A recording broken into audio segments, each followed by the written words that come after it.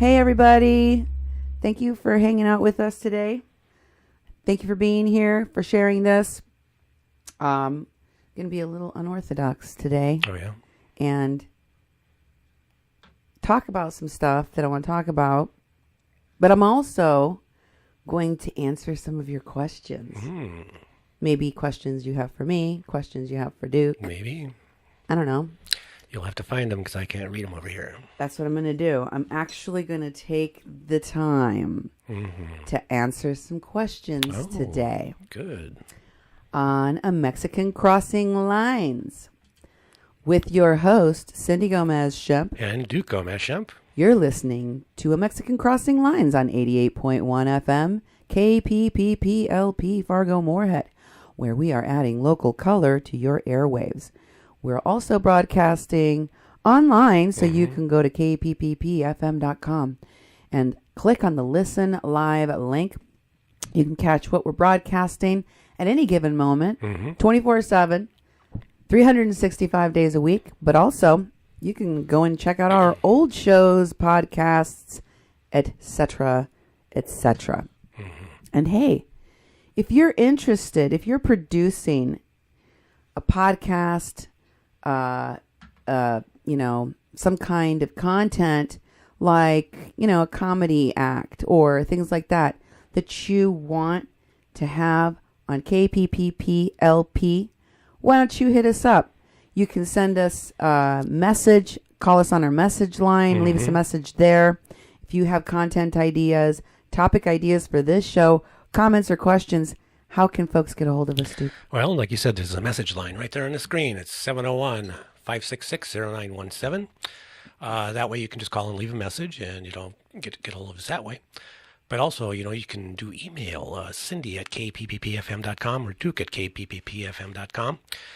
You can also go to our Facebook site, 88.1 FM Fargo-Moorhead. We have the People's Press Project and Mexi-Can. And you go to kpppfm.com. It's where we have the podcasts, and we have most of our stuff that we've produced is put up on those pages. And also there's a contact us link on there. You can contact us there. And as Cindy said, you could if you have something you want to put on the air, we've done poetry, we've done local music, we've done interviews. If you have something put together that you want to air, you contact us one of those ways, and we'll see what we can do about getting on the air, because we are a local station and we produce local media, and you can be part of that. And today, I want to say to all of the good little Mexicans out there, Feliz Dia de los Reyes Magos. Today is the Wise King's Day. Yep. January 6th, which was like what you would think of as a Christmas celebration in Mexico. When I was growing up, we had Los Reyes Magos. They came on January 6th, and they would leave you a present. Yep. You'd have to leave your shoe. Oh, really? Do you leave you don't leave. You don't have like a Christmas tree because they don't do that. Yeah.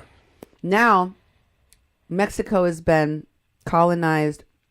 It keeps getting colonized over and over and over and over and over again.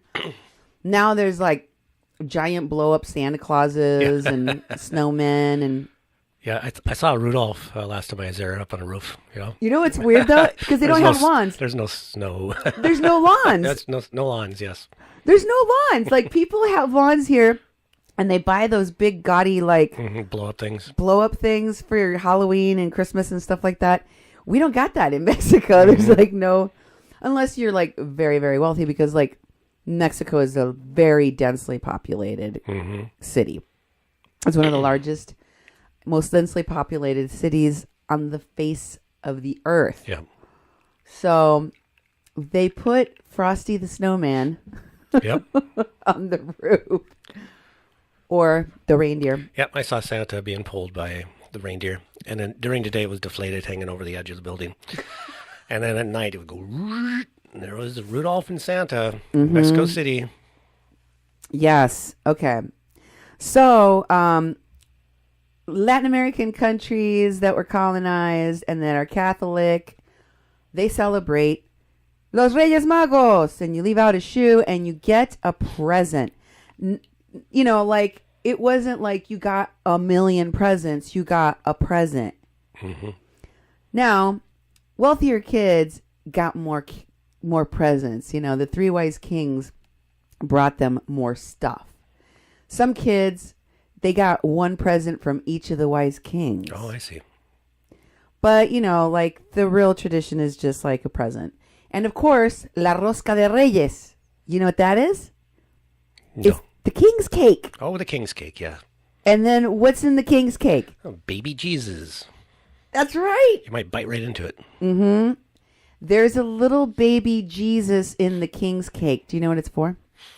Probably for good luck and blessing, and also that you're responsible to bring the cake next year. Not quite next year. There's a party. It's La Fiesta de la Candelaria, which follows the Three Wise King celebration on the religious festival calendar, which is in February. Oh, God. Oh, I see. Oh, God, I don't remember what it is. It's either in January after Three Wise Kings Day or in February. And it is a party to which people bring tamales. Oh, yeah. Now, if you get the baby Jesus, guess what you got to do? You got to make the tamales and bring them to the next festival. I see. For everyone. Mm-hmm. So, yeah. It's like, you know, you find the baby Jesus like, no, I got to make the tamales. But we're okay with that, you know. And you know what? You know what we used to do at our church? At our church, you know, they would have the kings, la Rosca de Reyes, and the church would get the Rosca de Reyes for us. They would get they would have a big Rosca de Reyes they would order for our church social after Mass. And then when you went down there, and the priest would be sitting there cutting you your piece of cake, right? Uh-huh. So you get a piece of cake, and like 15 people would get a baby Jesus. I was going to say, the church probably has more baby Jesuses in their cake. Bigger crowd, you know. It's a miracle. It's a miracle. Well, they need more tamales because it's the whole church, right? Mm-hmm. So like 10 people would get a baby Jesus. Okay. Segundo de febrero, Día de la Candelaria. Gracias, Papa. My daddy's watching. Oh, great. And he told Hola. me. I knew it was right afterwards. Okay. So yeah, that's what the Rosca de Reyes. So everybody enjoying your Rosca de Reyes out there. Felicidades. Enjoy the day. To all the good Mexicans, I hope you got a present in your shoe. I hope you got your Three Wise King celebration on today. So what I wanted to talk about today, and feel free to throw your questions in. I don't often do this. I said I'm going off the beaten path. If you got a good question, please put it in the comments of this show, which I am looking at right now. I'm watching you, Jamie Tobert Franklin, Carolyn Bruyere, Kathy Duran. See?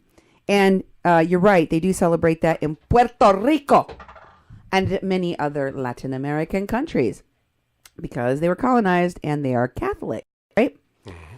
So, the new year, I have not abandoned you. So I'm right here. By the way, folks, let me just tell you something. Papá, te hice caso. Guess what happened? So I went to the doctor, and my dad had asked me, did I get my flu shot? And I told him, no, because Duke told me he doesn't believe in the flu shot. He doesn't think it works. They don't. Don't start a fight, okay? Okay, well, I'll tell you what the doctor said and how they convinced you. You know. You tell them what you think first. Well, you know, I know that usually the strains of the flu shots they use don't actually treat the strain of the flu that's actually going on. Mm-hmm. They tend to be behind, and also they're not very effective. A lot of times they'll make people sick. We were at the doctor, and the doctor said, well, you know, if you have a compromised immune system, that the flu could really do damage to you. It could kill you, And I thought, well, Cindy, is sick from time to time and kind of delicate. She's a delicate flower. And then the doctor said, well, there's been complaints of this year's vaccination because they say it actually doesn't treat the current flu strain. And I'm like, well, then why take it? And she said, but it's good to be safe. It's better to be safe, So Cindy whipped out her arm and got a shot. Well, this is what I said to the doctor. I said, she asked me, did you get your flu shot? And I said, no, I haven't. And I said, because my husband doesn't think it works. And I said, but my dad said that I should do whatever the doctor says. And of course, she's my doctor, right? So she goes, well, and then she said the thing that she told to do because she thinks, and she said, she turned to me and she goes, I think you should get it. So like she knew she had the upper hand when I told her, my dad said I should do what you said. So guess what, Dad? I'm sick. I have a low grade flu. Yeah. I think I have got, after the arm soreness, I started getting like joint pain in my joints. Remember the stabbing pain I was getting? Yeah. The headaches. Oh my God. I've had headaches, swollen glands, sore throat, and the headaches have been really bad. And then the joint pain, the discomfort. So, yeah, haven't been feeling that great. But I did get my flu shot, Dad. I hope you're happy. I didn't get one and I feel fine. Great. Why don't you rub that in my face? Well, I will just say this. I try to listen to my dad, but there are things I don't believe. There are things I don't think I need to do. Okay, so I don't think that everyone will agree with what I'm about to say, but this is my personal feeling. Okay? My personal. It's about the future of our country, I guess, the future of America. Because this year has gotten off to a rocky start. I know a lot of you all are scared out there, and people have been panicking, and they're like, what are we going to do?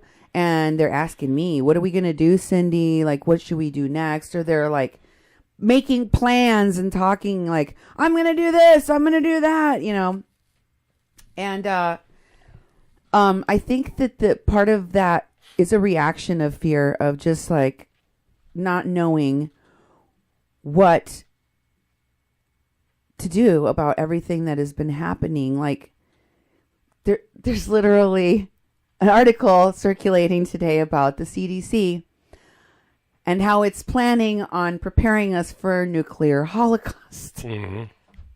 As if there were a way for the Center for Disease Control to protect you from a nuclear war. Do you know of any way? Well, you need a bunker, first of all, in the mountains that has lead walls and supplies for years and years and years.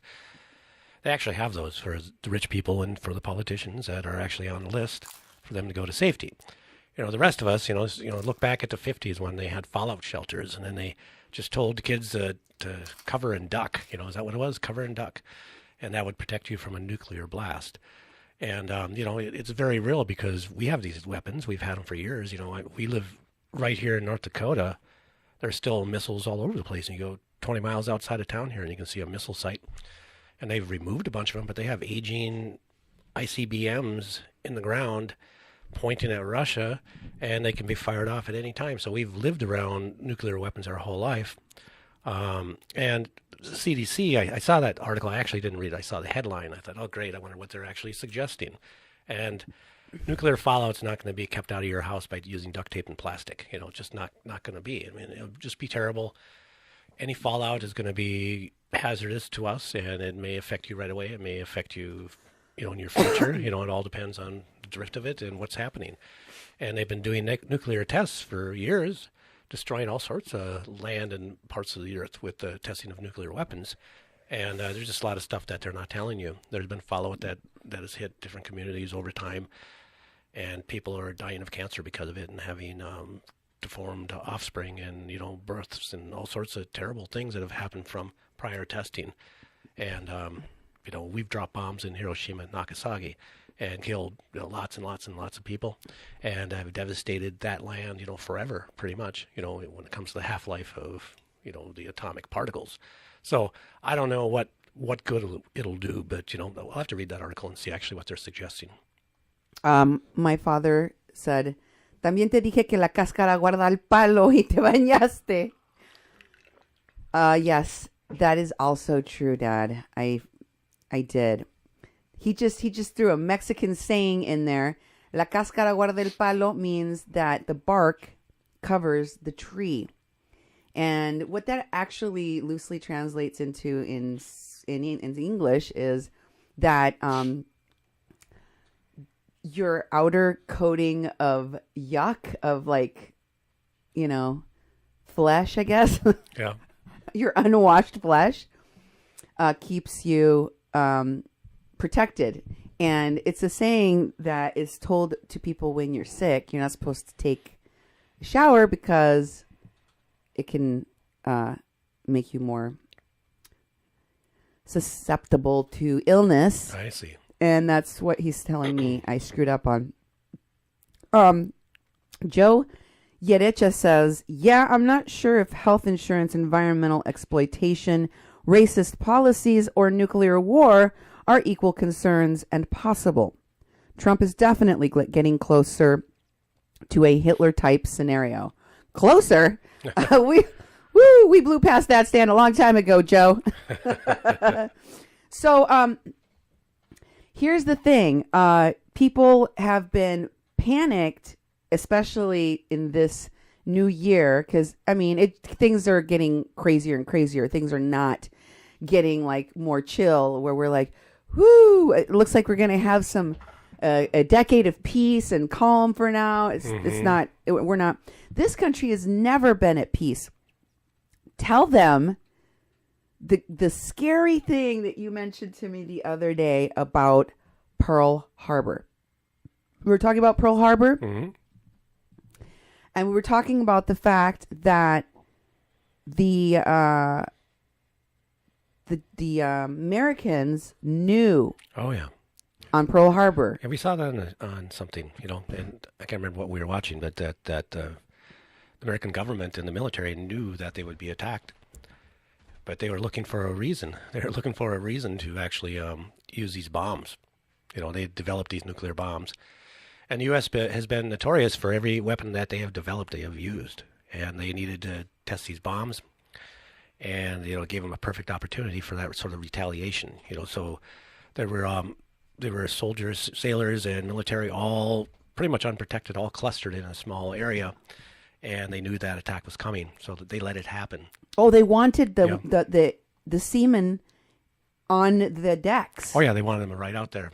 They wanted as much human casualties as possible, so they would have an excuse to use the nuclear bombs on Hiroshima and Nagasaki. Which made the United States a superpower. It was that was a threshold of the United States being a superpower, because they could blow you to smithereens. They could blow up your land in horrible nuclear bombs, and they used them. And I don't see how we can gloss over that in our history. How we can just say, that happened. It's because we got bombed in Pearl Harbor, so we had to go blow up millions of innocent people. Yeah. If nuclear war does break out, there aren't going to be any bunkers for the civilians in this population. And Kim Jong-un is crazy. It's debatable who's more crazy, him or Trump. Yeah, exactly. But he's nuts, right? So the fact that our president is acting like a child and doing the things that he's doing is terrifying. You live in a constant state of terror. And now white people get to experience what it's like being people of color in America every day. Like you just live in terror, constant terror, whether or not you're going to die. Hi, everybody. Welcome to what it's like to be a person of color. Because that's what we go through. And I think that is what we are being prepared for in many ways. Like we're being prepared for this. So people have been trying to figure out, what do we do next? Where do we go next? What's our next move here? I can tell you what I think it's not. Okay. Because people have proposed many different things. People talk to me a lot about political parties. You're going to vote for Jill. You're going to vote for Bernie. You're going to vote for, like, where are you going to invest your time? Let me tell you what I think about politics. My dad is watching. I know you're going to get mad at me, Dad. We've talked about this. I've argued with him a lot.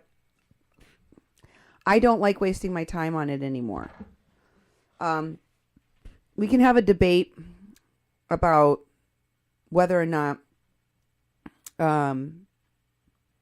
you need to vote in a presidential election, a local election, a state election, blah, blah, blah, blah, blah.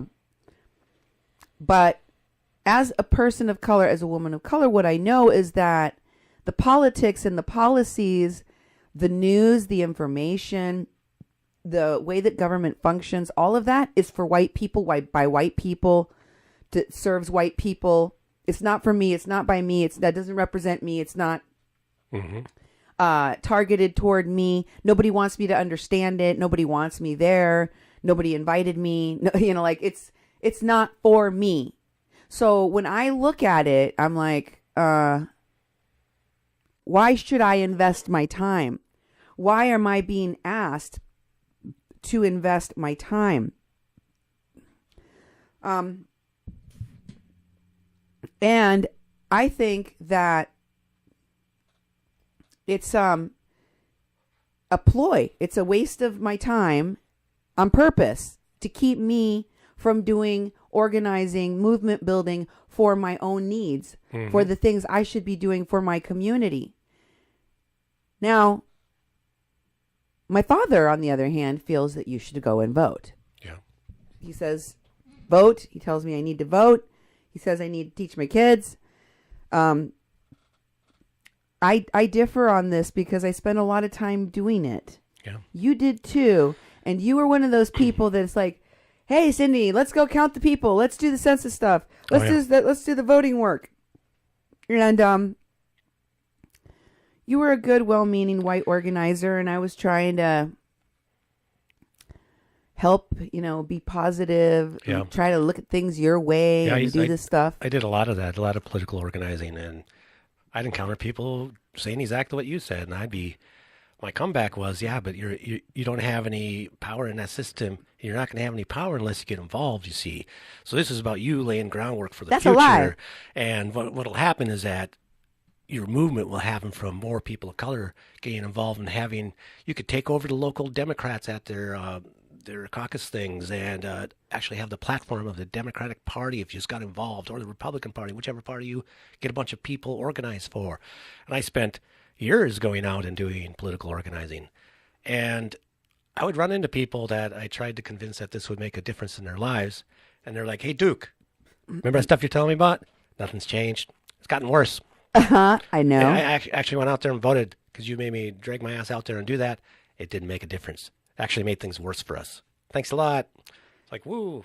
Yes. Diana says, electoral politics is just one piece of any political strategy.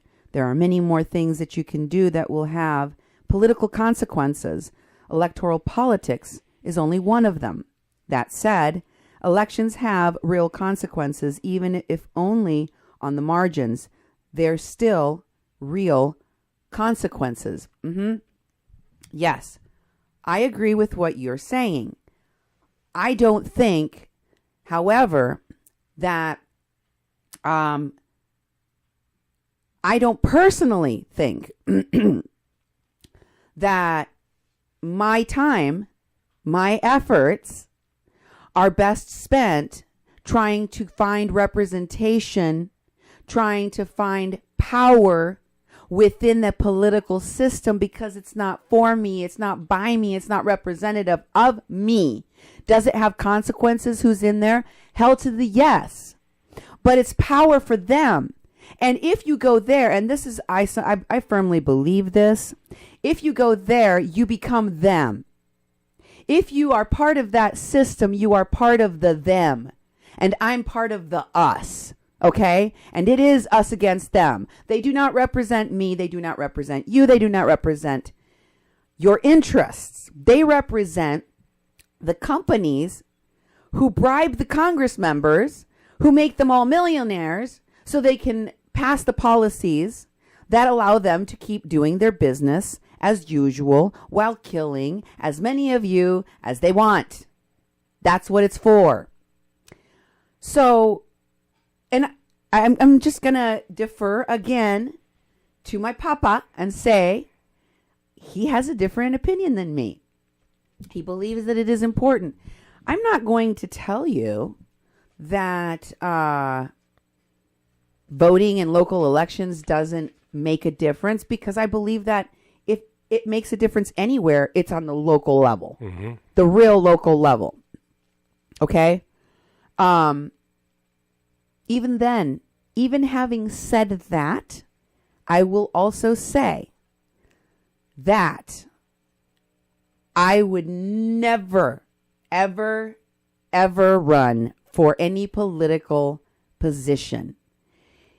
I liken somebody running for a political position to them having their brains eaten out by a zombie. I'm not joking. And you can differ from my opinion. You may think, oh no, political office is one of the greatest forms of service, or going into the military, or becoming a cop. I wouldn't do any of those things. In fact, I would rather have a zombie eat my brains than become a cop or a politician or a part of the military. I would rather have a zombie eat my brains. And I believe that anyone that becomes part of that system is one of them. It is as if the zombie eats their brains and then they become a zombie, and then they go after the us and they come to eat our brains. If you ever see me, look, I've lost so many friends to the political zombie machine. I have so many of them. They were good people. I was inducted. You know, they wanted me to go. You and your people, Duke. Remember when y'all sent me to go run lead? Oh, yeah. They're like, we need women in office. We need more women in politics. Can you imagine if there were more women in politics? And I got it, you know, like, they were baking my noodle. Oh, yeah. They were like, ooh, like, look how many women in politics we have. There's hardly any. And what have I got here? Somebody pinned a comment. Who pinned a comment? Was that you, Nemo? Unpinned comment. Why are you pinning comments? Okay. Oh, I get it. I see what's going on. You're pinning a comment you want me to read. Look at you. Ah. Okay. This is a comment by Joe. Got to build local community militia. Hoard water.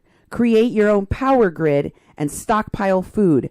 Res people are doing that. Oh, my God. Yeah. Actually, there's a lot of truth to that, because imagine like if our local grocery store suddenly wasn't getting any supplies, in one day there would be nothing left there. If our water system shut off, what do we have? We have a bucket of water. You know, no food, no water, no, you know, basically in the middle of winter, our power goes out. We got a little bit of wood outside. We'll burn in the fireplace and keep everything from freezing for maybe a week. And then after that, what do we got? We don't have enough wood for a week. We're dead. Well, you know, like I said, there's a lot of merit, a lot of merit to what Joe's saying. You know, it's oh yeah. I hear you. That actually, that would be smarter in these times than to chase a political system, worry about voting, getting ready for the next election, trying to change policy, which is another a way of affecting the political arena, is all the policies. I did years of community organizing around policies. It had nothing to do with elections, but it had to do with people who were elected, who could actually change something. And our issues are based on changing some sort of policy, changing the way things are run. Our success was based on changing these things. And these things also, when they got changed, we had enough power to change things, they would change back. They go back this way and back this way. And everything we did would be undone because we weren't there every day trying to hammer on and keep it in place. So there's a lot of things you can try to change your community and get involved politically that, inspired us as organizers that this is the way to actually do things. And it gets changed back, because you can't be there all the time. We had the students here when I hired your brother to be a community organizer, and he organized students around a parking issue. They stopped this whole parking issue that was going to make it so people in the neighborhoods would actually have to have passes for people to park in front of their houses and all sorts of things, because they didn't have the proper system set up for transportation and parking. And the students stopped it. But as soon as the students left for the summer, and by the time that fall came, the city had changed everything back, and they rammed their study through, and they had all their stuff with the parking issue because the students weren't there anymore, because we didn't keep them organized throughout the summer and into the fall. So basically, we won the issue, and they took it back when people were basically on vacation. Yeah, that's how they do. They turn around and they do it while you're sleeping. Hell, though, in Mexico, my dad was telling me that Congress would go in during a big football game, because you know how people are obsessed with soccer. Oh, yeah. In Mexico, major games being played. They go into Congress, they go into the chamber, and pass a bunch of stuff while everybody's watching TV. Nobody's watching. Nobody knows what's going on. Alira Walker comments, I totally agree. You become them. So I would rather die than get food stamps from the U.S. government, but I only have 41 cents. What? I don't understand what you're talking about, Alira. You become them refers to me as a woman of color becoming one of the people that oppress, that murder, that commit the most oppression against other people of color like me, which would be politicians, cops, the military, right at the very top of my list, not poor people. Poor people are not the people that I am talking about. Poor people are not my problem. Poor people and people that receive food stamps are not bad people. And becoming poor is something that can happen to anyone. And receiving food stamps is not something you should be ashamed of. And by the way, the recipients, those who received the most food stamps in America since they were given out forever ago, are white people. White people are those who receive benefits the most.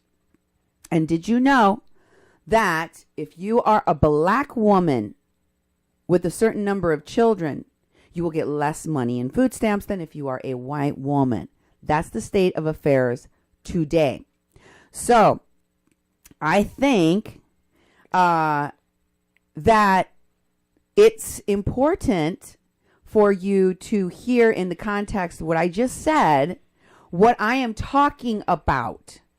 I am talking about why I would find it hypocritical for me to become one of those people at the top that destroy everyone, that kill people. The government, by the way, the government is subsidizing to the tune of billions of dollars corporations so that they have no losses, so that they have no pain and no suffering, right? What happened in 2008? The market crashed. Who were the people that were committing the crimes that allowed the market to crash? The people on Wall Street. How many of them went to jail and paid for their crimes? None. I believe more than half of Americans lost a substantial amount of their retirement savings during the stock market crash. Yeah. I know I did. I know my family did. A lot of people lost everything they had. Everything. Who paid for that crime? The government allowed this to happen when all of the people in 2008 lost their houses. What the majority of those people were people of color. Mm-hmm. People of color. Giant swaths of people of color communities were emptied of home ownership. Those houses were later sold to corporations and businesses for pennies. Those people that gave those loans, what were those companies, those... predatory lending, they call it. But predatory lending, yes. You know what those people got for doing all of that? And it was one of the largest wealth transfers that was given from the poor people to the richest people. Nobody got punished for that. We were robbed. When and Obama let that happen. Obama did that to you. Mm-hmm. Obama did that to us. We let that happen. That was allowed to happen by that administration, by our government, because they were protecting the rich, making sure that the rich did not get punished. They did not have any losses. They did not have any consequences for what happened to the rest of us. It happened to us, and it primarily happened to people of color. So I don't think that those things are any different. Elena responded that she thinks the government is bad, and so she doesn't want them to feed her. Mm-hmm. Well, you may see that as some kind of noble statement to say, but I find it a little bit racist because, and I'll tell you why. I find it a little bit racist because white people, the media in particular, have always characterized people that are on welfare as being black. Mm-hmm. Reagan used dog whistle terms like the welfare queen. Yep, exactly. And they used these terms, and they painted the picture, and Clinton went after black, the welfare queen image. He went after the same image to end welfare subsidies, which, by the way, were going in their majority to white people. Exactly, and they called it the Personal Responsibility Act. Mm-hmm. You know, so when people personal talk about, you know, so it was all turned on. if you use that personal responsibility language, mm-hmm. I'm going to call you a racist, because mm-hmm. that's what it was used for, right? Mm-hmm. Don't shame the poor.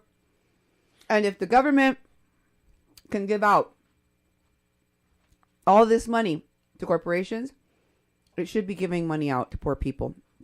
It should be giving money out to the hungry, especially. We are slaves in this country. Yeah. I told you in my last show, this is a slave-owning country to this day. Yep. The slave owners get subsidized, but the slaves get nothing. Yeah. You know, that's what happens in these disasters. I remember in Moorhead we had we had a huge flood, and you know, if you didn't have the right kind of insurance, you know, you didn't get covered at all. And the city of Moorhead was collecting like how much damage did you sustain, so we could actually do a report to the federal government and get, you know, funding. You know, and it's like, cool, you know, my basement being ruined is going to get paid for. You know, it's going to get replaced. You know, because the insurance is not going to cover it. Well, none of that money went to the people. It goes to the government. It goes into their infrastructure. And, you know, so all these disasters is, you know, I always thought during the housing crisis, I thought, why don't they just pay people's mortgages? Okay, everybody has a mortgage. We're going to pay it off so everybody can own their house, you know, and we're going to set up some more people can own houses and have everything paid. And that's going to give a shot to the economy because people are going to have money they can actually go spend beyond their rent and their mortgage. But they would never do that. They would never make it so people could just have their house, but they'll do it for corporations. They'll invest in and give money back and save corporations, and you know, now corporations are people, you know, so I guess they're saving people. No, they're not. Here's the thing, right? When I'm talking to people, they're telling me things like, "Hey, do you know that if you just did this MMT theory, like if you did this, then then we would actually have everything that we need. Everybody could have housing and free education. Yes, I would like to fantasize about all of the great things that we could do. I mean, if we elected Bernie, or I mean, if we elected this guy, or if we did with this party or that thing or that politic or this. No, I don't believe it. I don't believe that is our salvation. You really think that that some jerk sitting in Capitol Hill is going to be the salvation to your problems? Do you really believe that trickles down to you, that it's going to touch your life in any significant way? Deanna said there was an email tucked into the Podesta leaks. The list was almost exactly who got jobs in the administration. It was sick. No, it is the way of the world, Deanna. That is how they work. In Mexico, it's well known. It is well known. In fact, in Mexico, that is why the president can only have one term. That's right. It's 6 years long. They compromise. It's coming up. It's coming up, too. I think it's the new election's this year, isn't it? I don't know. I haven't been. You know, Peña Nieto is kind of like our Trump. I mean, he's our nightmare. He's our monster. Unelected monster that we don't want. It was just, Deanna says, when this country was the most booming economy circa 1959, income was much better distributed with wealthy people. The money they earned beyond that would today be around $3 million. 90% beyond that was taxed. That money went back into the economy, which had enabled those people to become rich in the first place. This is true, but that does not include people of color. People of color weren't getting home loans at that time. You've heard of redlining, right? Yeah. And so people of color have never been allowed to build wealth. And if you actually look at the amount of wealth accumulation that black and brown people have had in this continent, in this country, it hasn't changed very much. It has changed infinitesimally small amounts since the time that slavery was abolished, or that we were supposedly emancipated from slavery. So it's never real. There's never been a good time for people of color in this country. Never. Lyra said, okay, well, I have never voted. I have been on food stamps before, though, but since Standing Rock, I have refused. I didn't mean to be noble. I was finding solidarity with you for your refusal to join them. I know you think I'm racist, but I still think you're all right, Cindy. I think what you were saying is racist thinking. See, like if you said a thing that when I heard it, I'm like, oh, that's racist. That's the way that racist people talk. You may not think of yourself as being racist because you said, oh, I'm the lowest man on the totem pole, but I would have to stay. That's racist terminology. That's racist terminology. You may not know that that's racist terminology, but it is. And I talk about the way that people use racist terminology all the time without knowing it. So, for example, if you were to say something like, I'm colorblind, I would go, racist terminology. And I always try to explain to people why that terminology is problematic, why that kind of language is problematic, how it sounds to a person of color, a woman of color like me. And if you know, and I still think you're all right, Alina, if you know that what I'm telling you sounds problematic, is humiliating to people of color, laterally oppresses other people whose group you're in, or is insulting, a form of racial slur, etc., then if you choose to continue to use that terminology, that rhetoric when you speak, then you are comfortable with making people uncomfortable. You are okay. You want to parade. You want to flaunt that terminology. It's like when a white person is told it's not okay to use the N-word, and they decide they're going to sing a rap song and sing the N-word anyway because they think it's right. Okay?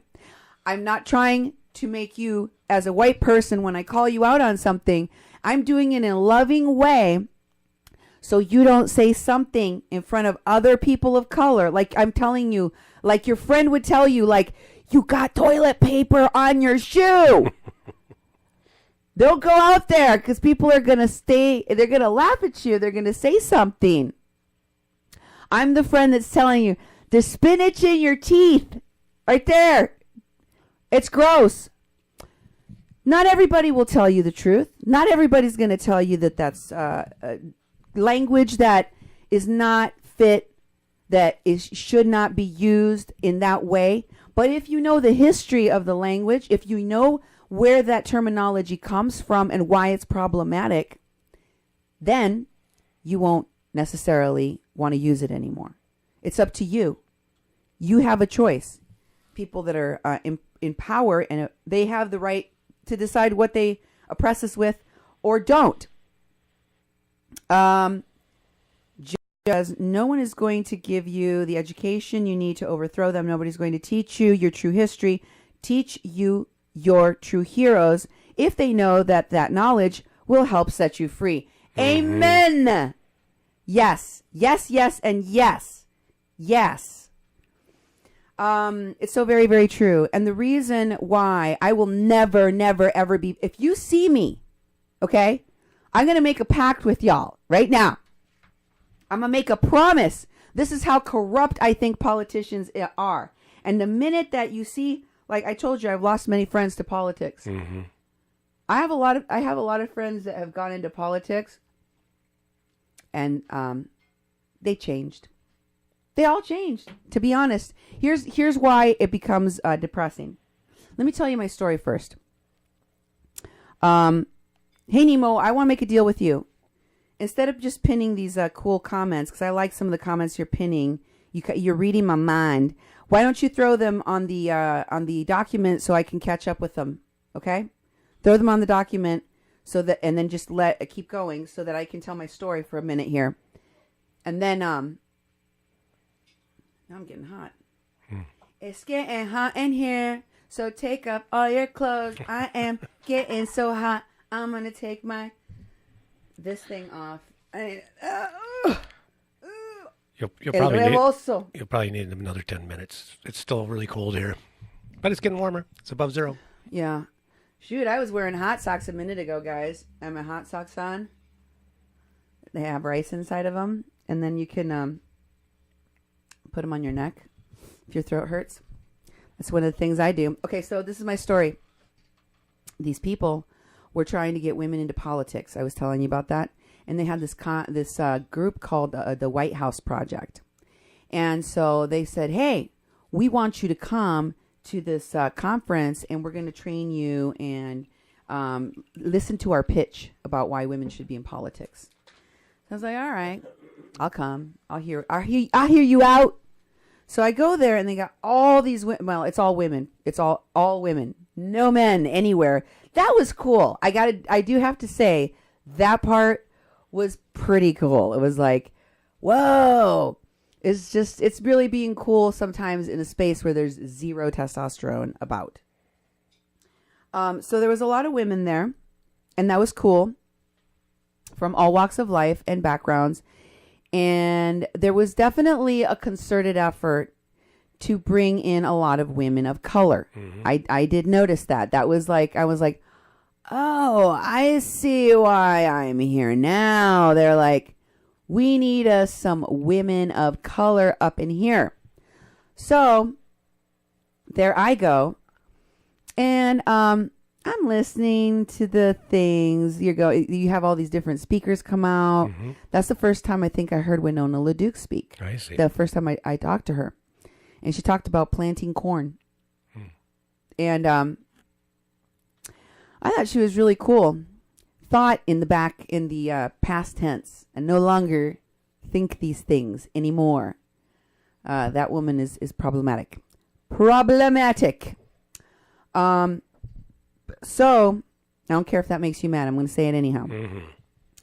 So I didn't feel it. I wasn't feeling it. I mean, I didn't want to pop anybody's balloon or rain on their parade, but it wasn't for me. So what I did was I agreed I would be a campaign manager for another woman. Mm-hmm. I was like, I will help a woman who wants to run for office. And if you're a woman who wants to run for office, who needs a campaign manager, who needs help running a campaign, who wants people on your side for some political endeavor, don't call me. Do not call me. Not me. Not ever again. I will not do it. I will not even put up a yard sign for you. Don't call me. Don't call me. Because I paid my dues. I agreed to help a woman run her campaign. And it was Sonia Honadel. So if you're listening in the area, you know who she is. I'm gonna name names. Mm-hmm. We used to be friends. I haven't talked to her for a long time. I won't say we're not friends now because she moved away and I haven't seen her forever, and I don't consider her my enemy or anything like that. Mm-hmm. But I think there were, like through the they say that proximity or something breeds contempt. Mm-hmm. Was it? Yeah. Well, I kind of think that might have happened to me because I think she, I was really disappointed because the whole point of this was like Mexicans or brown people in politics, right? We want to get more women in politics. They kept hammering away at that. And then during her campaign, she wanted to minimize the I'm an ethnic woman to, like fade into the background. She didn't even want in our messaging for us to use things like, I bring a different perspective to the table. Mm-hmm. Even that kind of messaging she was uncomfortable with because I'm not a Mexican candidate running. I'm a for everyone candidate running. And I'm like, what? You aren't a Mexican? What the girl, get out. Get out. So I'm a Mexican first. That's what I am first. The first thing I am is a Mexican. Okay? So people, if you want to know what to call me, do not call me a Latinx or a Hispanic. I am not European. I am not Europe. I am not Latin. Mm-hmm. I am not, I am a Mexican. Proud, happy Mexican. I was born in the United States, but am I an American? No. I'm a Mexican, and I'm damn proud.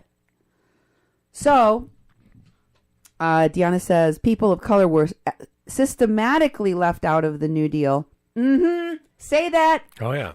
And later, the veterans' benefits, like free college and great loans. Thank you, thank you, thank you, after World War II. Mm-hmm. Thank you, Deanna. Yes. Social Security was denied to domestic and farm workers, and it still is for undocumented people, even though they're paying into the system. Oh, my God, we could go on and on and on and on. Mm-hmm. Who do you think that screwed? People of color. Yep. Yes. Yes. And more and more and more and more. Let's see if I missed any other questions. Julia Sai Love. Winona LaDuke. Yes, girl. Mm-hmm. Yes, girl. And that honor the earth crap. Yes. That woman is there for herself. And, yeah, that Water Protector Legal Collective, they have problems. And guys, I got receipts on that. Mm-hmm. I haven't brought them forward. I'm still doing some research, though. But I'm going to have some receipts on that. That's going to be fun. Poch de indígenas y pochindígenas. Pochindígenas. Pocho is supposed to be kind of a lateral oppressive term for a Mexican raised in the United States. So, like, Mexicans are like, if you weren't raised, a Mexican that's not raised in Mexico, they're like, oh, you're a pocho. Yep. So I'm giving some context to that word. Familiarity breed contempt. Thank you. Winona LaDuke's dad, Sun Bear, selling native religion to New Agers. Her fake shaman daddy. Thank you for laying that down. Ooh, I kind of like this format where we just don't have I don't look at the screen and no I'm reading script. the questions. No script, and we're answering No questions. script in this movie. No script. There is no script in this movie. No script. No script. You are such an inspiration, Moorhead. Oh, gracias. Muchas gracias. So I'm not a savior, though. I ain't going to save you. I ain't going to say, you know what I do? I'm trying, el buen juez por su casa empieza. I'm trying to work on my problems. I'm trying to work on my life. I'm trying to work on my family. I'm trying to find out who I am. I'm trying to spend more time educating my children about their roots, about who they are as indigenous people. All of the information that has been stolen from me, if I spent every waking moment of every day focusing on that, it would not be enough. Because I have spent the rest of my life, all of my formative years, to understand whiteness, white supremacy, white history, white pop culture. I know everything about whiteness. I know everything about y'all. I know everything about your music, about your cartoons, about your history, about your superheroes, about your everything. But I am not allowed to know about myself. I was never allowed to know about myself. So I got to focus on that. You know what else I got to focus on? I got to focus on my backyard. I got a crazy sheriff. I got a crazy police chief. I got crazy people that right here. This is my backyard. I'm not going to go to Puerto Rico. I ain't going to go to do hurricane relief in Texas. I have problems right here. There's a mess in my house. There's a mess in my backyard. That's what I need to work on. Joe says, but the mestizos took a Nahuatl word, Pochsteca, and turned it into a pejorative. True. Just like the Pure Katsansi means a traditional and proud Purepecha. Now means stupid, stubborn, or troublemaker. That's true. And, you know, like, our language is always evolving and changing, and it is a marker of time. And somebody asked me the other day if I could say Indian, because apparently somebody took offense. See, I'm getting cold again. Somebody took offense to me saying Indio or to saying Indian. Hey, I didn't come up with that term. It was the stupid man who sailed across the ocean blue in 1492 or whatever the hell it was. Yep.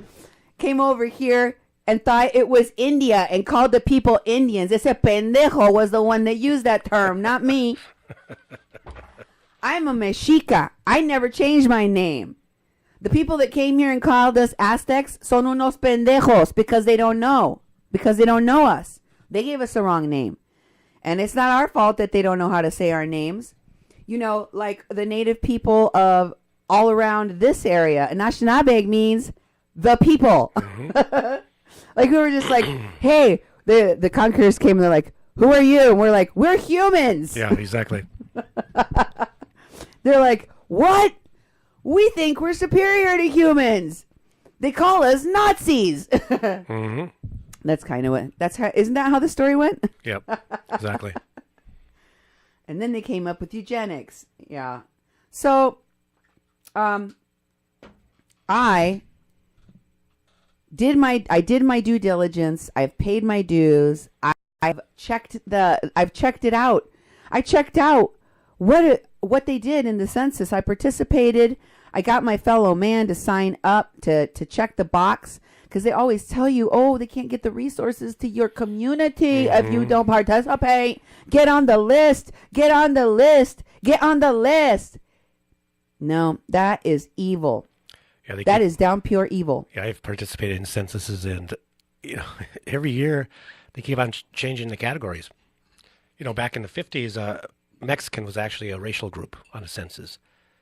Now they're diffusing people of color groups into different categories to make sure there's less and less people of color. When you say the population of people of color is rising in the United States, is a census tries to minimize it and split it up, whether you're black Latino, white Latino. In fact, Latino is not a race, it's ethnicity. And you have no race except you're white. So all the Mexicans are becoming white on the census. And I actually worked on a couple of them, did programs where we tried to get people to fill out the census. The last one, though, I didn't want to fill out the census, and they knocked on my door, they sent me forms. They threaten that you need to fill out the census or you're breaking the law, things like that. But they always assured us when we got on the inside and did teams with people from the census, they'd always say, this information is not going to be shared for 86 years or something like that, and it's like, no, historically you can look at how the census information has been used and will continue to be used because they peer right into your household, count the people, all this information about individuals in this country. And so census is a bad deal, and every year the results that come out, they tend to push that thing, well, then you get resources to your community. Back to Moorhead again, who won't help flood victims that have damage, and they just pocket all the money. Yeah, it'll help the city, but it's not going to help you as an individual. Yeah, I just think it's the wrong way to go. And what did I tell you when we started that? I was like, they've done it before. They're probably going to do us wrong again. And I was right. When they started that DACA DAPA thing, yeah, I did a bunch of shows around it because the local immigration lawyers that I had helped before and worked with here said, hey, this is going to help these people. We need to inform people of what they need to do. And I said, but it's not really a change in policy. It's not a real law. It's not a real thing. So therefore, how can it be enforced? How is it going to be enforced? How can this help people long term? There is no pathway to legal documentation. It's nothing. Literally, It just puts you on a list, and then it delays deportation.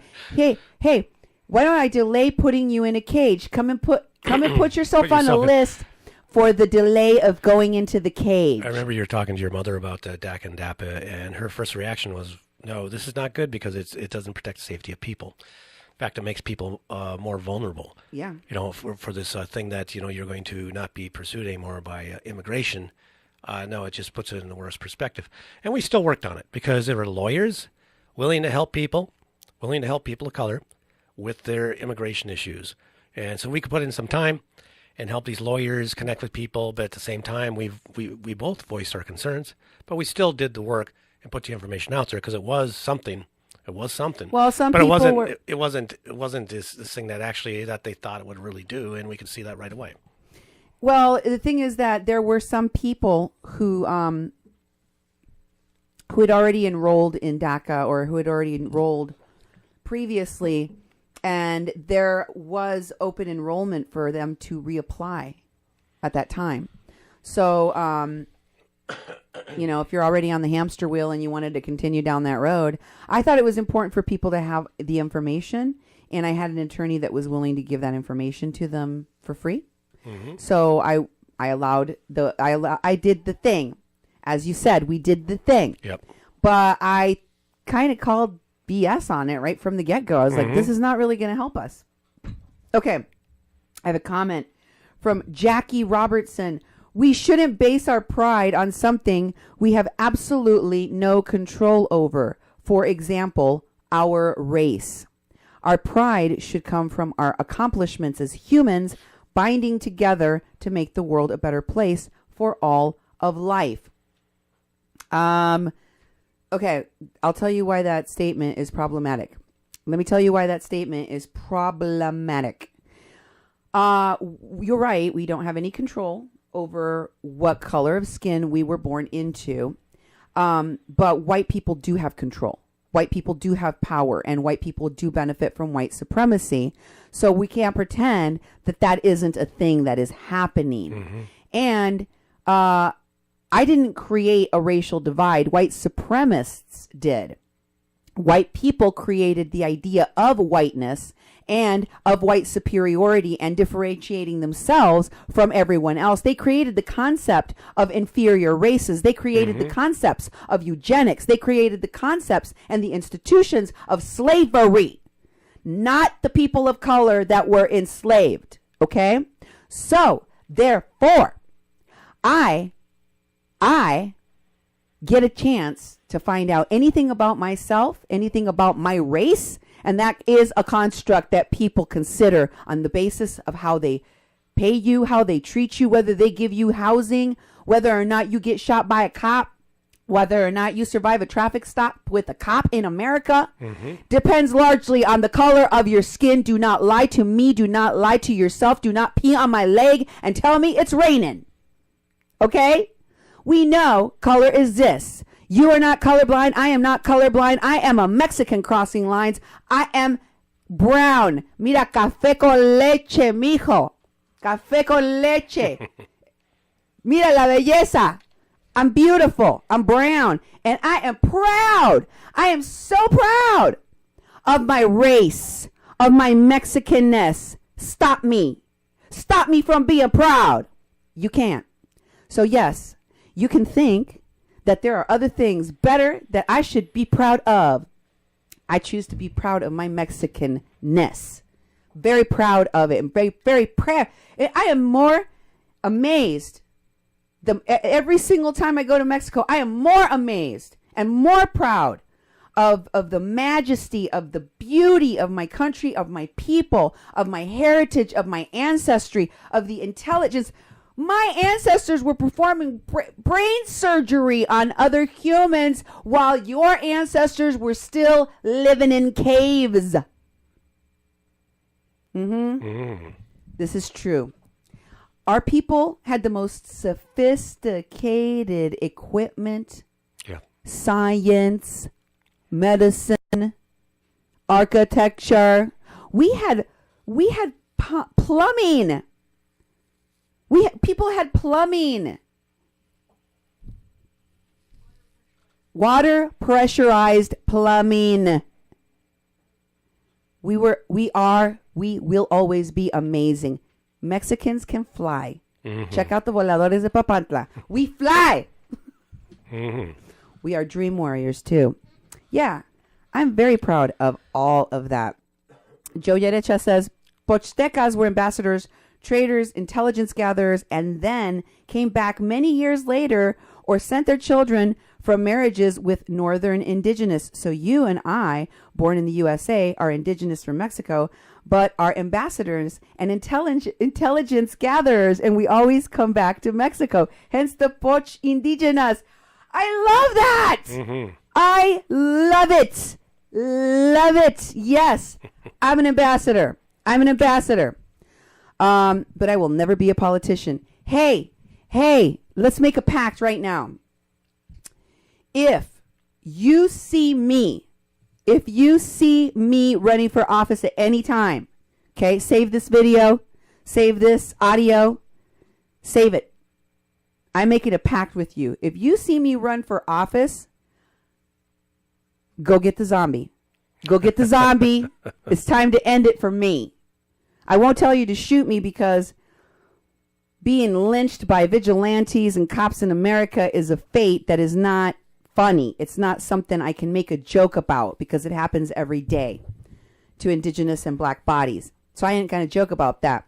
But I would rather be eaten by a zombie than to be in politics. You know that I'm lost. I'm not me anymore. You can't trust what I'm saying. You can't trust what I'm talking about anymore if I go into politics. It's not me. I'm not in there. It's a zombie. I am dead inside. My brain is not working. You know, end it. End it for me. End my misery because I will need to have somebody take me out. I am going to be dead inside anyway. So if you ever see Cindy running for office, you know what to do. All right. I have the instructions. You have the instructions. Deal. Tell everybody. All okay? Right. All right. Julia says there's a lot of racism in Mexico, Bolivia, Chile, Guatemala. Yes, all through Latin America, because all throughout the world because of white supremacy, because of imperialism. Mm-hmm. You have this mentality. That's why you have girls in India using whitening cream, trying to be more light complected. That's why you have Haitian women using light, bleaching creams on their skin to become more light complected, because we have this body shaming, this image shaming. When our leche con café, our cafecito, our skin that's almorron is beautiful. We're beautiful. We shouldn't be ashamed of that. Bonnie says, and the government knew what they were doing when they put food stamps into the system. The dams they built stopped the salmon and put them in cans, and they knew that 80% of rivers and streams would be contaminated with oil and diesel fuel, and they don't care. Mm-hmm. You're right. They know about all these things that they're doing that are going to hurt people. They don't care. They're just trying to grab as much money as possible before they die, before they leave office, before they're kicked out of office, before they're caught being corrupt in such a way that they're forced out of Congress or forced out of their mayoral position or what have you. And for those of you who are in some political office out there and you're my friend and you think like, oh, but I bet Cindy still loves me and thinks I'm an awesome person even though I'm a politician. That's not true. That's not true. Nope, you're wrong. From the moment you guys became politicians, something changed in you. Oh, yeah. And I saw you compromise. Because the minute someone becomes a politician, you're going to have to hold that person to a higher standard. I would. Don't you? Oh, definitely. What do you think about this? Have you ever had public office? No. I've been on committees, Yeah, that's okay. But I was on the planning commission, which is like, a appointed position. Yeah. But I think of people that have run for office that I've known that have actually won is they start compromising right away because, one, they want to get something done. And they can't get anything done unless they dwell into the system and have allies actually get something passed. And then they worry about actually staying there. So they immediately change because they are saying stuff when they're first saying to people to get out and vote and get them in, but they're no longer accountable to them as they are to the people that they're in that system with. So people change real fast. And, and I respect the people I know that have run for office and have won and have lost and those sorts of things. But I can see it right away. It's like instantly because there's this thing that happens. So you're right. If you ever run, that's what's going to happen is like we're going to have to hold you accountable to what you just said tonight, so we'll remember. It's funny because you said right now that you have respect for the people who run for political office and win and all that stuff. I actually lose a little respect for them.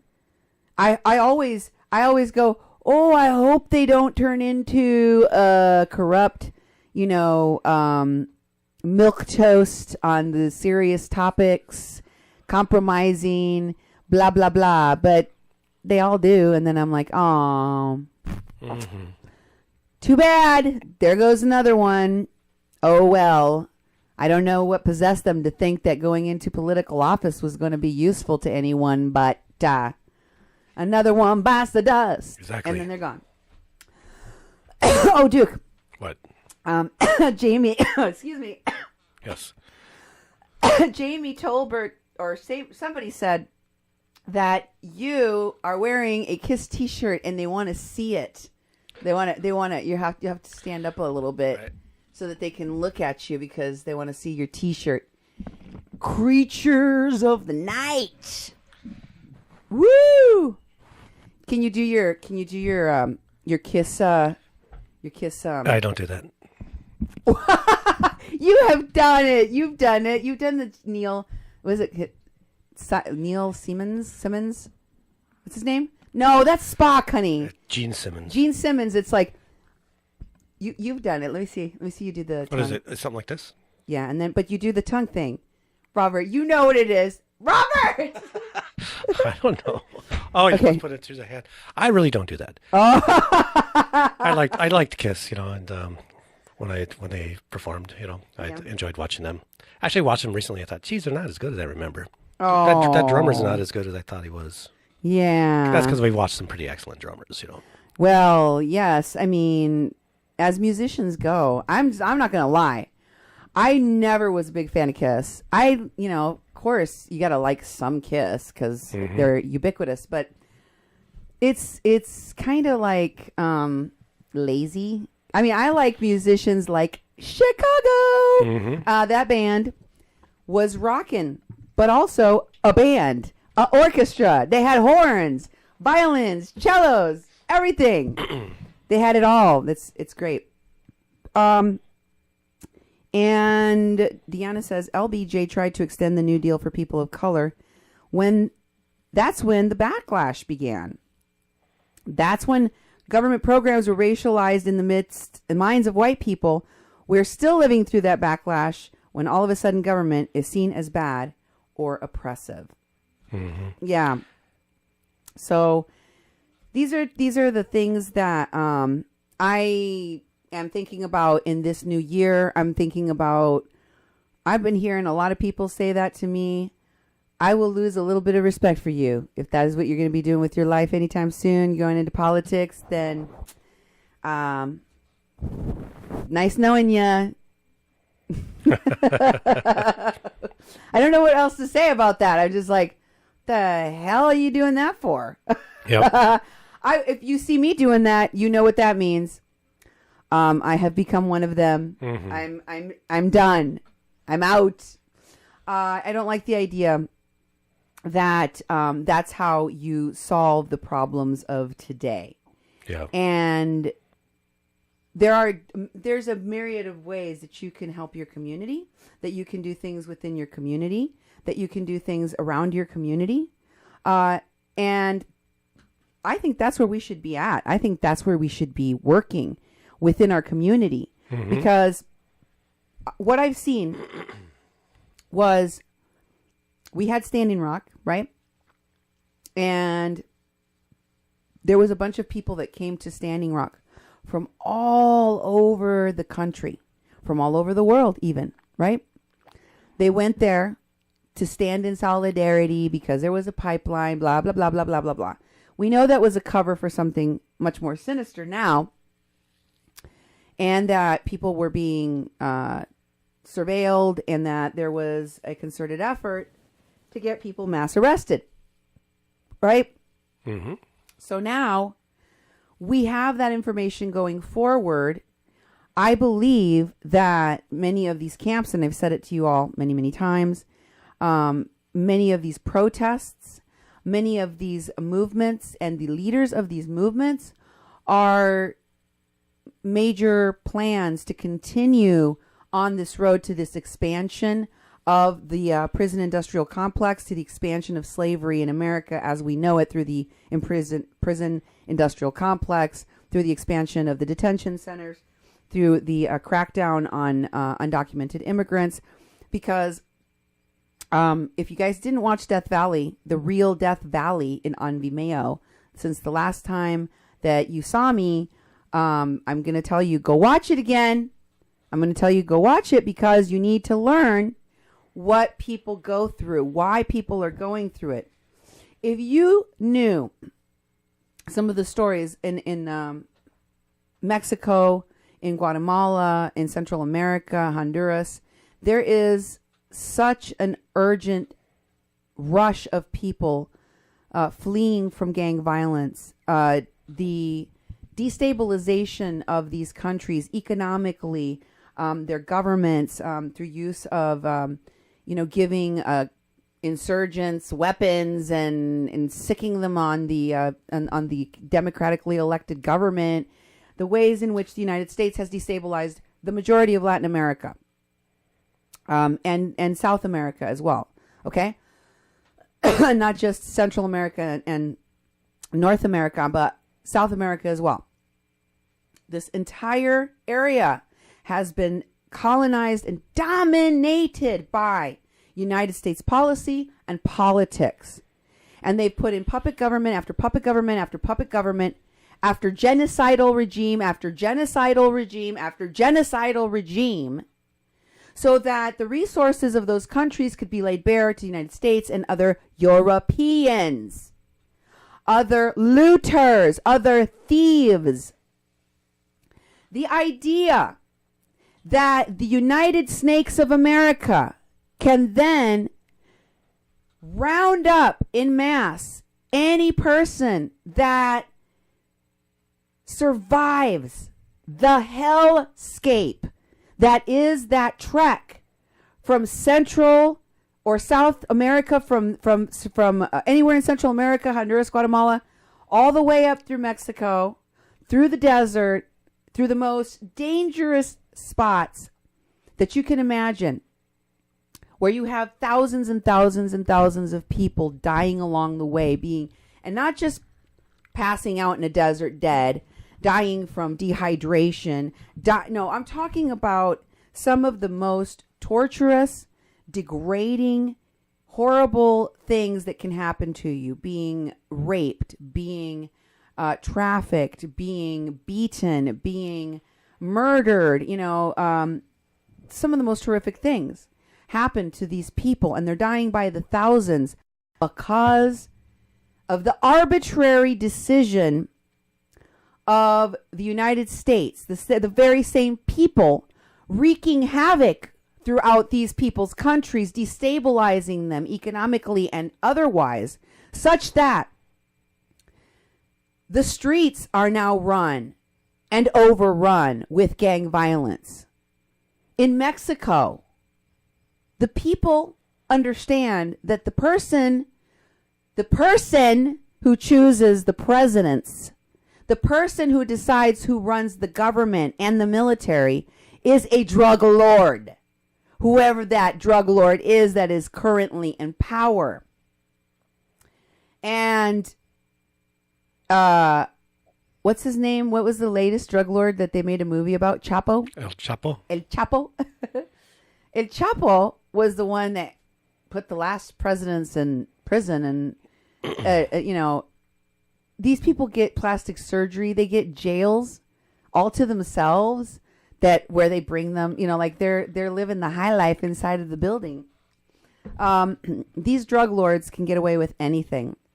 They're the ones running the governments in many of these countries. They run them with death. They run them with impunity, and they can terrorize anybody they want. So when people forced to flee that violence on pain of death, after they've seen people in their family murdered, raped, tortured, what have you, their homes burned down, their businesses destroyed, etc. Once they flee that violence, their ranch taken from them, all of their cattle stolen, all of their farm hands murdered. These are stories I have heard directly from the people that it happened to in detention centers here in the United States when I went to translate for them. That's what they told me happened to them when they fled the country. That's what they came here for. Do you believe that those people shouldn't qualify for asylum? They should. The majority of those people have a very good reason for coming here, and it has to do with survival. It is evil beyond measure of word or thought that America would turn anyone seeking this asylum away. And then, on top of that, torture them, put them through hell to get here so that they die in record numbers each year. And then subject them to the torture and abuse and rape scenarios that go on in detention centers, work them like slaves for at least a year so you can get your money, you get your return off of them, and then release them back into the effing wild. I mean, deport them so that they can start the cycle again. It is beyond disgusting. It is beyond evil. It is beyond sin. It is beyond all of that, what the United Snakes of America does to undocumented people. So, there is nothing noble to me, okay? We have differing points of view. If you think that being a politician and giving your service to the community, and that's how you serve, that's how you give back, if you think that's the way, that's your business. I don't respect you for doing that.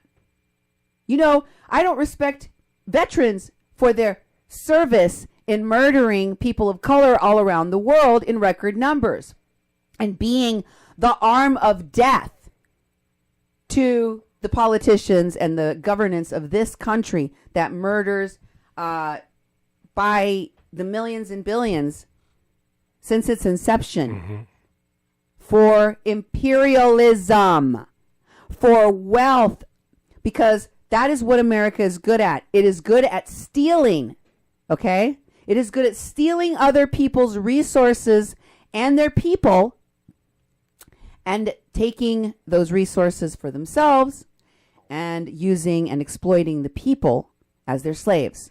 That is the only thing, that the United States has ever had going for it.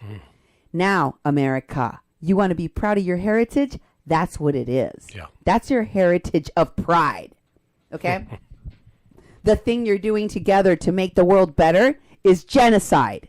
That's the only thing you guys have been good at. Okay? So, Joe says, race is something honored and defined and shaped after 1492. You can say that the invasion of the Americas bred the necessity for racial definitions because of stolen wealth. Yep, exactly. And land. Don't forget the land, Joe. Don't forget the land. Nemo, I would totally read your comments, except for you're part of the show, dude. Come on, let other people talk. Nobody in the world, nobody in history has ever gotten their freedom by appealing to the moral sense of the people who are oppressing them. Exactamundo. Okay. Let's see. What else have we got here? Comments, questions from the audience.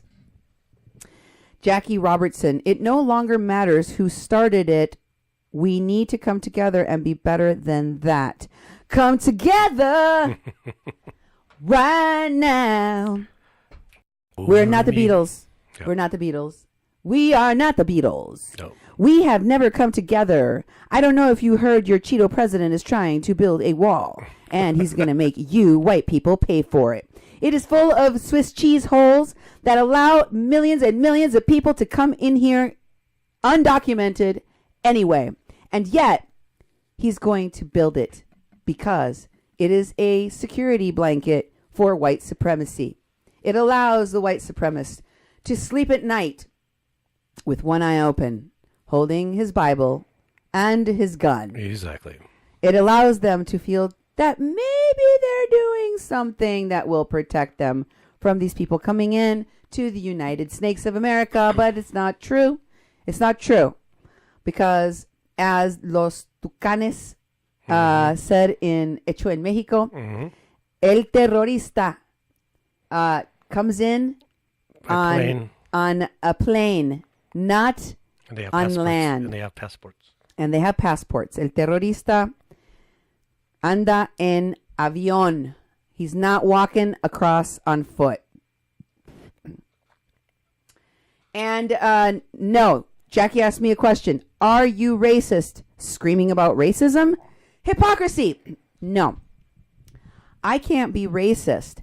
I can be prejudiced, but I can't be racist because I am not at the top of the dominance structure in the institution of white supremacy created by your ancestors.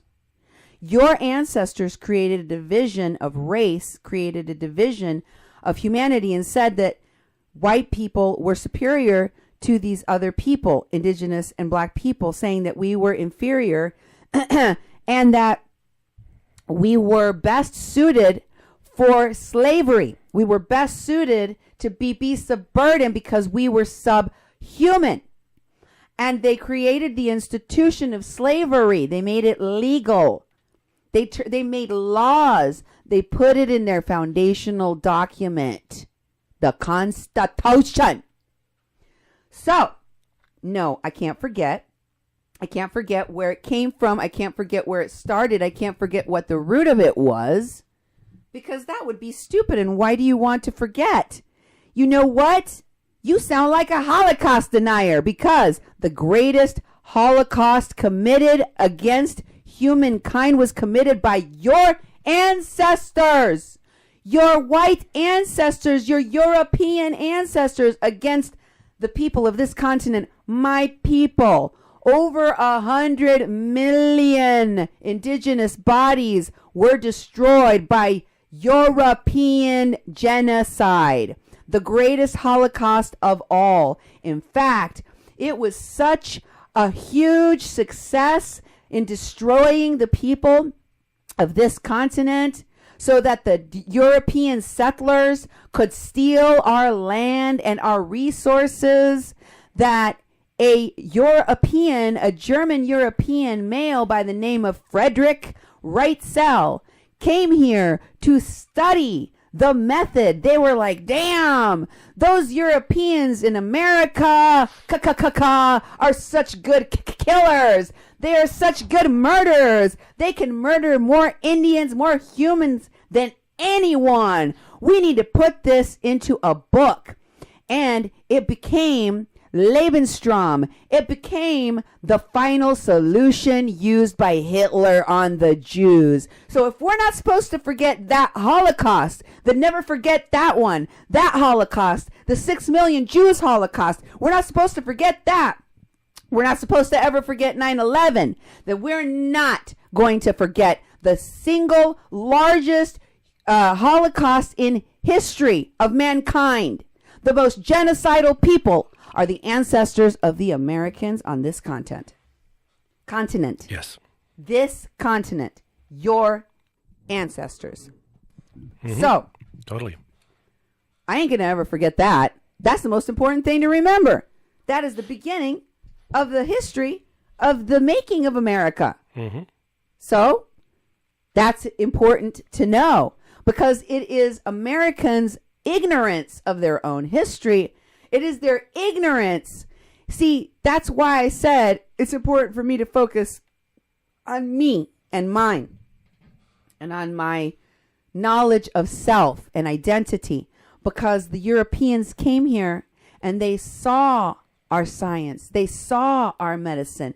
The Europeans, they were so behind in every single measurable marker in terms of science, medicine, the size of our civilizations, the grandeur of our civilizations, what we had achieved at the time, our marketplaces, our everything that we had. We had free education for everyone. Our civilization was one of the greatest and most powerful and most dynamic civilizations of all humankind. It is studied by anthropologists more than any other. It is known as one of the wisest and most powerful civilizations of all humankind. And the European, the settler, he came here and he said, oh no, we came here and these people have all this stuff. We need to bury it and destroy it. We need to bury it and destroy it because they are greater than we are. And we can never, ever have anybody know that we took the greatest civilization and murdered the most. We showed up in the fabled Garden of Eden, talked about in the Bible. We literally showed up at a place that sounds like it just came out of a fairy tale. Majesty, beauty, culture, science, everything. All of mankind forever and ever and ever will know that we slaughtered the most beautiful civilization that ever existed. Not just we killed the Indians and Manifest Destiny and Pocahontas and John Smith and Lewis and Clark and, flash forward reservations and pull yourself up by your bootstraps, Indians. No. That wasn't how it was. You guys came here and destroyed the most beautiful civilizations, the most powerful people, the most advanced people, and you destroyed everything that they had. You destroyed all their knowledge too. You tried to bury all of their knowledge. You people were so behind us in everything that almost 1/3, it was more than 1/3, was it almost 2/3 or 3/3 of all of the population of Europeans died during the Black Plague because they didn't know that washing was important? Because y'all were filthy. Your ancestors were filthy and disgusting and didn't know how to shower. Did not know how to shower. Our people were some of the most hygienic, beautiful, café complected, chocolate complected, beautiful people. Healthy people. And y'all came here to destroy, to destroy, to destroy. So I know what that power, what that privilege, what that racism represents. It represents supremacy, represents the destruction, the continued patting yourself on the back, giving yourself a pass as a white person for what your ancestors have done. But I'm not going to give you a pass. And no, I'm not going to get over it. I'm not going to forget about it. I'm not going to focus on doing something better. I'm not going to come together right now over me. I don't need to come together. I don't need new friends. I don't need to recruit for my cause. This isn't the Mickey Mouse Club. I don't need new members. Okay? So, listen or don't listen. Patronize me or don't patronize me. Follow me or don't follow me. You know, it's up to you. I find it fascinating how many people that can't stand me won't stop listening to my show. Exactly. Does anybody else have any more questions? Oh my God. It's Danila Simmons. She scares me. Sometimes she says crazy things. There's a paragraph. Oh. Hearing everything on the station, I was wondering if all white people are clumped up in what you call white supremacy. All white people benefit from white supremacy. So yes. And if you clump all white people in this supremacy, then you would have to clump the Russians as well as Irish, Scottish, all Europeans like Lithuanians and Czechs, to name just a few. Yes, all Europeans, all white people. And that English whites are also different from all those races I have just mentioned in how they behave and act, but they are still white and they still benefit and from supremacy, from colonialism, from imperialism. Not just now, but in the past 100 years and 1,000 years. If you're going to clump all whites, then all Polish as well as all Bolivians and such. Bolivians are indigenous, so no, and Polish are still white passing. All the Europeans benefit from colonialism and from imperialism and from the settler mentality. It's all European. Yeah, you should do some anti-racism work. Do some Googling. I mean, this is, learn. When you start picking things apart that way, it's like you're totally getting away from what we're talking about. And try to understand race in a race-based society, which we are living in here. You can do some education. Look at anti-racism training. Look at the definition of racism. That you have the Webster's definition of racism, but you have the anti-racism definition of racism, and it's race prejudice plus power equals racism. And therefore, pretty much white people are the only people who can be racist. People of color can't be racist because they don't have the power. They don't have the systemic power. So you got to study racism, and you got to study, why we are where we are. And when you start bringing in, other countries and these sorts of things, the dynamics in other countries are important to study too. But in our society where we're at right now, and what we have because of our imperialist past, what we've built and what we're maintaining is what we're talking about. So I'd say do a little education, and the stuff you're throwing on that question, I wouldn't even want to deal with, because it's totally. We'd spend the next 3 hours maybe getting to a rudimentary understanding of one concept, and that's not what our show is about today. No, it is not. It is not about the European. It is about the Mexican crossing lines. Mm-hmm. What I can tell you, though, is that I gauge what's going on in this way. I'm watching to see, where's that white savior say he's going to do that march at? What? Where are the people that should be at the forefront of this issue?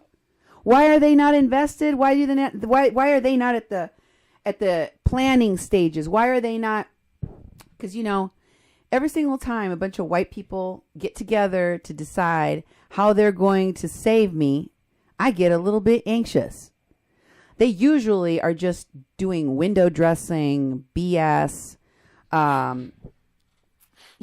virtue signaling, because they want someone to give them a Martin Luther King Award for helping the blacks or the Mexicans or whatever in their community, the refugees, the new Americans, blah, blah, blah. But they don't really want us to be okay, sustainably okay. Like the difference between charity and, what was it? Justice. Justice and charity. Mm-hmm. And I understand why white people and people that are trying to keep the status quo going, trying to maintain supremacy, would rather do charity work than actual justice, giving people justice, helping people achieve, find, see the truth, and get justice. But it's not sustainable. It's a waste of my time. I see it for what it is. When I see a bunch of white folks getting together, or a white-led group, organization, movement, parade, walk, rally, anything. And at the top of it is a white person. They're running this show. They're calling the shots. They're the ones giving the direction on where we're going next. And it has anything to do with people of color, whether intersectionally or not. It may affect white people too. I still don't want a white person at the top. The person that has the least amount of power and privilege in our society should be the person that is at the forefront. Mm-hmm. The person that is going to be most affected should be the person that has a say in what happens, what the justice looks like. Exactly. And if it doesn't serve the person that is most affected by the problem, if it's not going to solve that problem in such a way that the person most affected by that problem actually benefits from the actions of the group trying to help them, then don't do it. Don't do the thing that you want to do to help those people, because you're not going to help them. You're not really helping them. All you're doing is making yourself feel good. All you're doing, and this, I see this a lot. A lot of white people love to do this. This is what they do. When a person of color is attacked by white people in our community, I've watched this happen. There will be a hate crime. The police will not call it a hate crime. Mm-hmm. So there will be a hate crime of some sort, okay? You pick. Hate crime occurs. And then after the hate crime occurs, the people that the hate crime happened to cannot find justice. Mm-hmm. The police come, mock their pain, and basically tell them, we can't help you. We can't help you. We can't help you. Mm-hmm. There is no help for you. You have property damage? There's poop in your car? Mm-hmm. Somebody broke the windows? Somebody firebombed your cafe? What? Mm-hmm. Sorry. Hope you have insurance. Yep, pretty much. Good luck. Can't help you. We're not here to protect and serve the brown people. So they leave you. And you're going to be the one stuck having to figure out how you resolve this problem.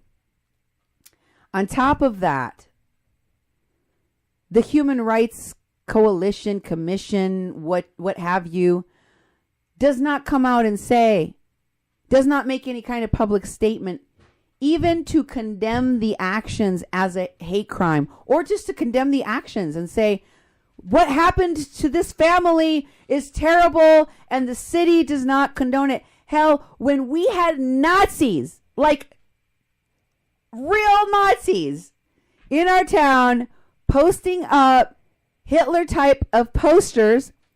Our mayor in Fargo could not give a statement using the word racism or Nazi or he's like, something has happened in our town that I find is bad and that doesn't make us look good and we shouldn't make that thing do things to others. It was just vague, stupid. I don't know if you remember me talking about it on my show.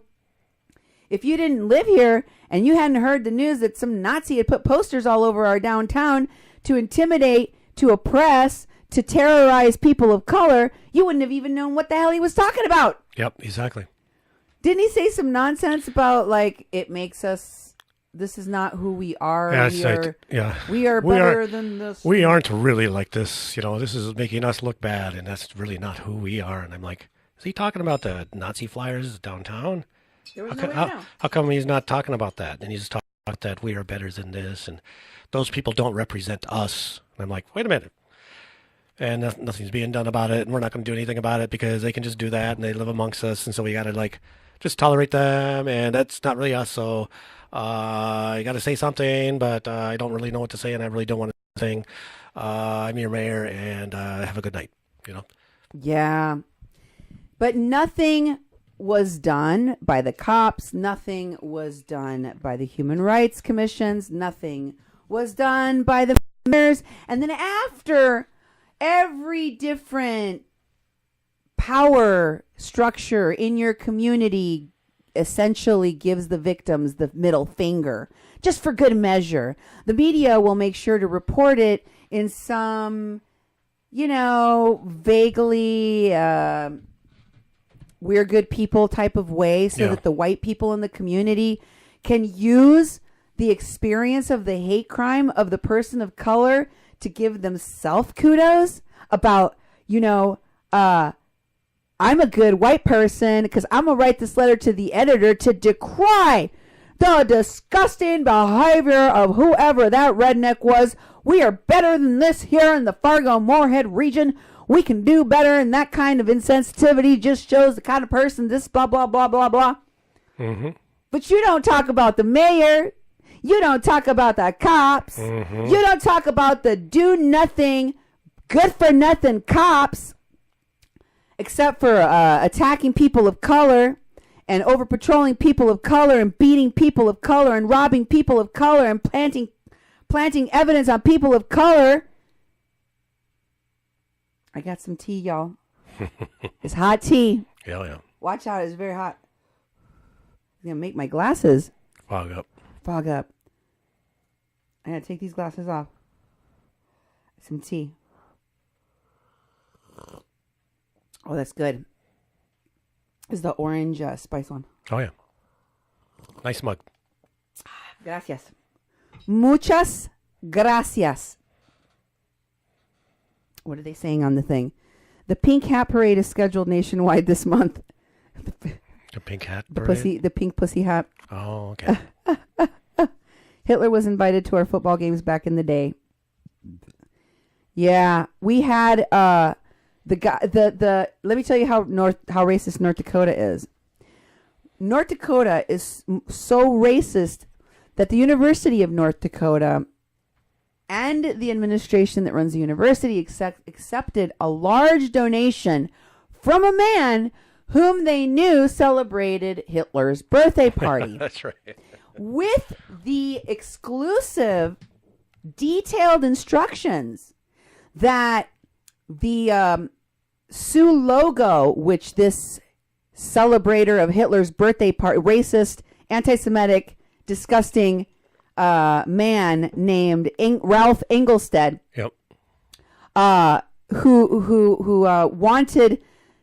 loved the racist logo, the mascot, mm-hmm. the Indian mascot, mm-hmm. so much that he put it everywhere inside of the stadium. Put the logo on the floors, on the chairs.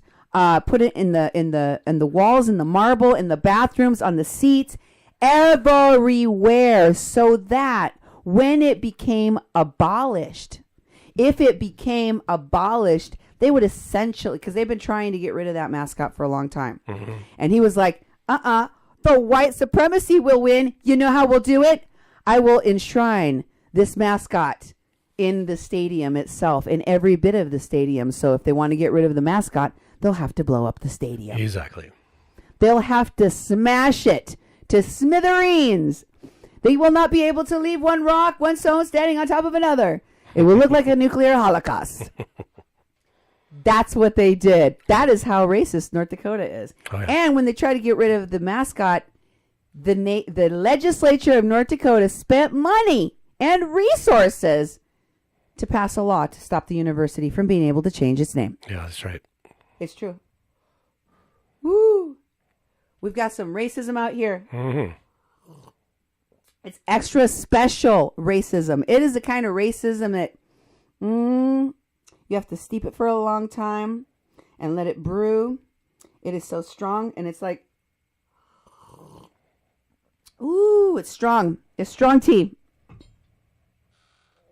Very strong.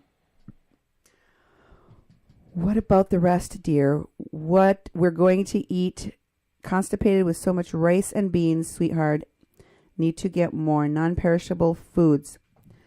Rice and I don't know. I that kind of seemed like some following next to somebody else's comment. I'm not sure. I see that Nemo has blocked some trolls. Oh. For those of you who don't know, we have a moderator. We moderate our comments, and we also remove people who say things that are racist, threatening, or that do not follow our standards. We have standards. We're trying to raise the bar for the standards for other people and how you do things. Mm-hmm. So if you do things that are offensive to women, if you are a misogynist on my feed, if you are a racist on my feed, if you get out of control, if you do not behave yourself, if you do not check yourself, you will get wrecked. Yep. You will get Glock blocked by Nemo. So you better listen. You better listen. Heed the warnings or be removed. It's up to you. You don't get to participate in the conversation. And let me tell you, the thing that makes a white supremacist the most angry is for you to ignore him. Is for a Mexican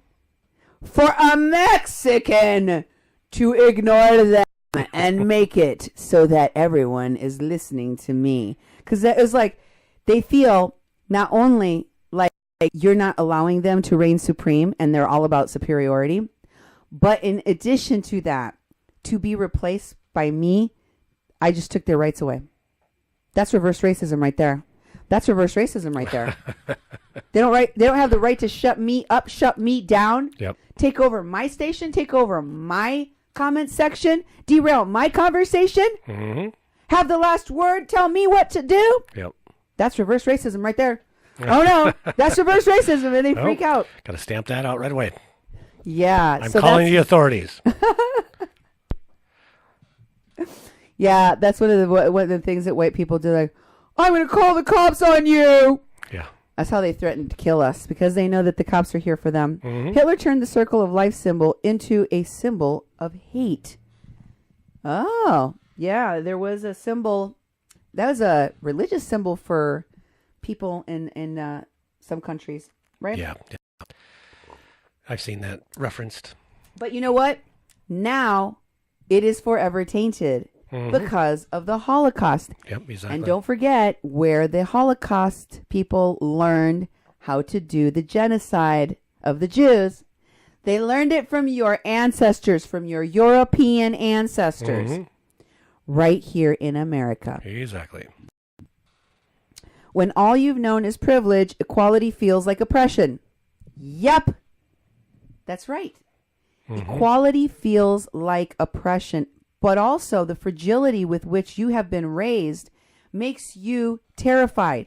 Yep. The fragility means that you have lived without these external forces oppressing you your whole life, to the degree that you don't even see them. They're part of your background. This is going on all the time and you don't notice it, but it makes you less able to deal with stress because you never have to deal with any. The people that are suffering the oppression are doing so. You're suffering no oppression at the expense of them suffering all the oppression. So you become like the boy in the bubble.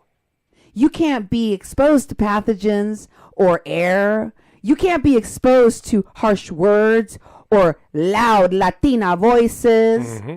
Right? That's why you say, oh, the spicy Latina, because you people are all bland. Mm-hmm.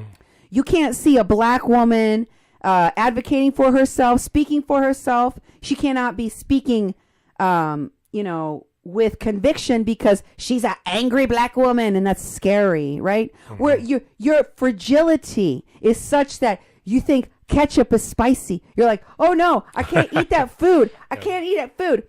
This happens because of the fragility. So if you want to get rid of your fragility, you got to spend more time with the Mexican crossing lines. Mm-hmm.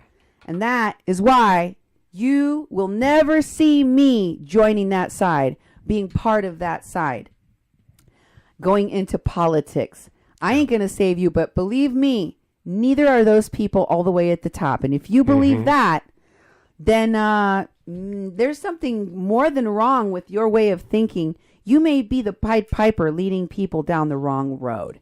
I would watch out for folks like that, because those people are hypocrites, in my humble opinion.